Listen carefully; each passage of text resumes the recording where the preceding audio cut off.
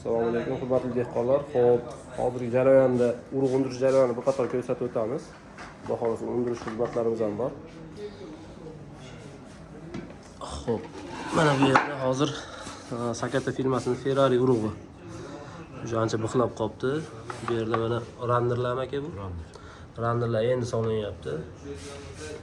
Xudo xolasa mana bu yerda bu qaysi bu ham rander? Vardanza. Vardanza уже unishni boshlab qolibdi. Уже tayyordi.